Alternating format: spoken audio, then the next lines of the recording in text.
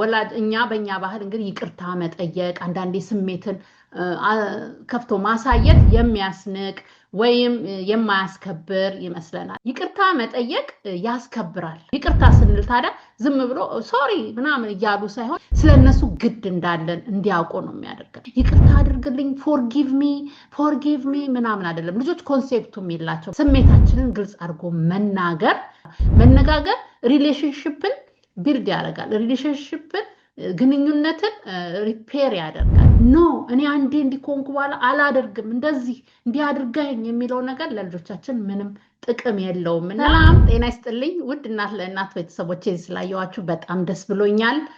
እንደተለመደው እንግዲህ የሚያስተምር ነገር ይዤላችሁ እመጣለሁ። ይሄንን ቪዲዮ የምትወዱት ከሆነ ላይክ፣ ሼር፣ ሰብስክራይብ አድርጉ። አሁን ብዙ ሰዎች ሰብስክራይብ ሳያደርጉ ነው የሚያዩት ይለኛል።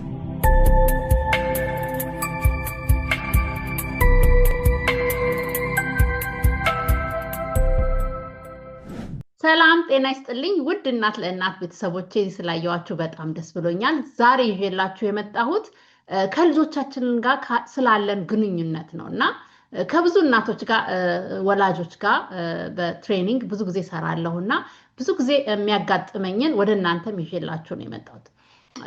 እንደምታውቁት ወላጅ እኛ በእኛ ባህል እንግዲህ ይቅርታ መጠየቅ አንዳንዴ ስሜትን ከፍቶ ማሳየት የሚያስንቅ ወይም የማያስከብር ይመስለናል፣ ግን አይደለም።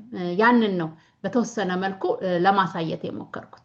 እንግዲህ ለቻናሉ አዲስ ከሆናችሁ ሰብስክራይብ፣ ላይክ፣ ሼር በማድረግ እንድትከታተሉኝ እጋብዛችኋለሁ እና ዛሬ ይዤላችሁ የመጣሁት ይቅርታ መጠየቅ ያስከብራል የሚለውን ነገር ነው።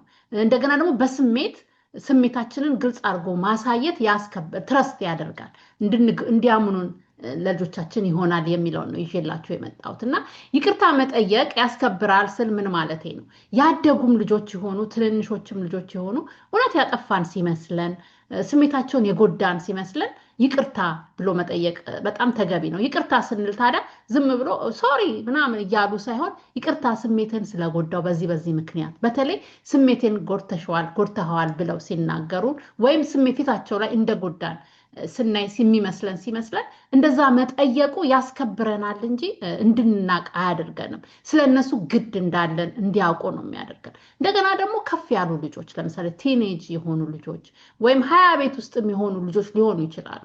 መተው እንዲህ ስላደረከኝ እንዲህ እኮ አድርገኝ ነበር ምናምን ይላሉ። እንግዲህ በዛ ሰዓት የራሳቸው ብዙ የተለያየ ስሜቶች ሲፈራረቁባቸው ያ ነገር እንኳን እኛ እውነት እኔ ለሱ ብዬ አይደል እንዲያደረኩት የሚል ስሜት ሊመጣብን ይችላል። እውነት ነው ለነሱ ብለን ያደረግነው፣ ግን ሳናቅ በመሃል የጎዳነው ስሜት ሊሆን ይችላል። እንደዛ ሲሉን በዛ ሰዓት ትክክል መስሎኝ ነበረ ያደረኩትኝ፣ አሁን ግን አውቄያለሁ ይቅርታ ብሎ መጠየቁ ምንም ችግር የለውም። እንዳልኳችሁ ያስከብራል እንጂ አያስንቅም። ግን ይቅርታ በምንጠይቅበት ሰዓት በተለይ ለትንሽ ልጆች እኔ ከሰው ያየሁት ነው ይቅርታ አድርግልኝ ፎርጊቭ ሚ ምናምን አይደለም። ልጆች ኮንሴፕቱም የላቸውም ይሄ የፎርጊቭ ሚ የሚለው እኛ እንደምናውቀው እንደ ሃይማኖት በዲቴል። ስለዚህ ይቅርታ እንዲህ ስላረኩ ይቅርታ አድርግልኝ በቃ ሙቭ ኦን ማድረግ ነው። ያ ያስከብረናል እንጂ አያስንቀንም። ግን ይሄ ፎርጊቭ አረከኝ በቃ እንደዚህ እያለን በትንሾች ልጆች ላይ አእምሮ ዲቨሎፕመንት እዛ ላይ ስላልደረሰ እሱን አንደርስታንድ ሊያደርጉን አይችሉም። ግን ከፍ ላሉት ልጆች ይቅርታ ቲኔጁን 20 ዓመት ያልኳቸው ይቅርታ ምክንያቱ ሳላቅ ነው ያደረኩት፣ አሁን ግን አይኖ ቤተር የተሻለ አውቃለሁኝ። ስለዚህ በዚህ ምክንያት ነው እንጂ ልክኛ ጋር ሲመጡ ላንተ ብዬ ነው እንደዚህ ያደረኩት እኔ ላንተ እንደዚህ እንዴት አይገባህም እንደዚህ ይሁን የሚለው ነገር መጀመሪያ ላይ በተለይ ምንም ቦታ አይሰጥም፣ ይዘጋል። ኮሚኒኬሽን የምንነጋገረውን ነገር ነው የሚዘጋው። ስለዚህ እነዚህን ነገሮች ቆም ብለን ማሰብ አለብን። ያንን ካደረግን በኋላ መንገዱ ከተከፈተ በኋላ ቀስ ብለን ዲስከስ ማድረግ እንችላለን እና ሁለተኛው ደግሞ ስሜታችንን ግልጽ አድርጎ መናገር እንድንተማመን ያደርገናል እንጂ ሌላ ነገር የለውም። ሰው እኛ ጋር ልጆቹ ደህንነት እንዲሰማቸው ነው የሚያደርጋቸው። ስሜታችንን ስንናደድ አሁን እንግዲህ ትንሽ አዝኛለሁ፣ ተበሳጭቻለሁ እንደዚህ ነው ብሎ ስሜታችንን መንገር፣ ፍቅራችንን መግለጽ፣ ስሜታችንን ማሳየት ትረስት ነው የሚያደርገው እንጂ አይጎዳቸውም። ስለዚህ ስሜታችንን እየደበቅን ያልሆነ ነገር የውሸት ላይውን በውስጣችን ይዘን ማድረጉ ደግሞ ኤነርጂ ስለሆነ ያ መጨናነቅ ያ ኔጌቲቭ ወደ ሰው ያልፋል። ስለዚህ ገለጽ አድርጎ ነግሮ የተጎዳነውም ነገር ካለ እኔም ስሜቴ እንዲተጎድቷል የነሱን ካደመጥን በኋላ መነጋገር ሪሌሽንሺፕን ቢልድ ያደርጋል። ሪሌሽንሺፕን ግንኙነትን ሪፔር ያደርጋል። ከሁሉ በላይ ይጠግናል። ስለዚህ የተሰበረ ነገር እንኳን ያለ ቢመስላል የመጠገን ትናለው ስሜትን ግልጽ አድርጎ መናገር፣ ይቅርታ ማድረግ፣ ይቅርታ መጠየቅ። ይቅርታ ደግሞ ሲጠየቅ ይቅርታን ተቀብሎ ይቅርታ ማድረግን መልመድ ጥሩ ነው።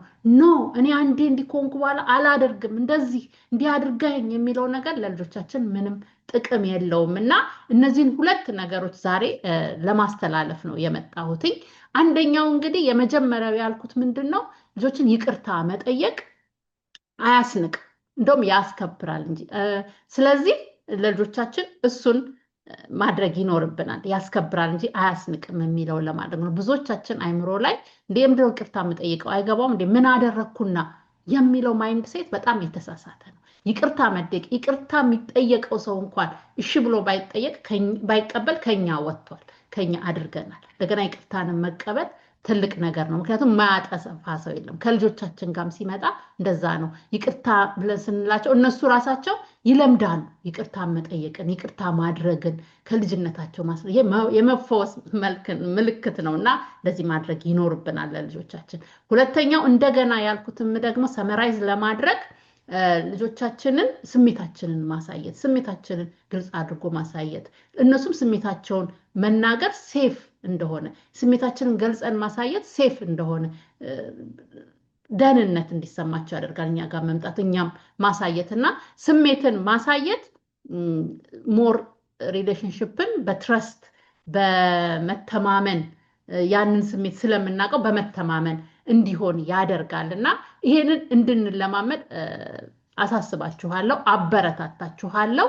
ስለዚህ ይቅርታ መጠየቅ፣ ስሜትን በግልጽ አድርጎ ነግሮ በመነጋገር መግባባትን ለልጆቻችን ማስተማር በሚቀጥል በቃ ሎንግ ላስት የሆነ በጣም ለረጅም ጊዜ የሚቆይ ጥሩ ኮኔክሽን፣ ጥሩ ሪሌሽንሺፕ፣ ጥሩ ትስስር እንዲኖር ያደርግልናልና እሱን እንድታደርጉ አሳስባችኋለሁ።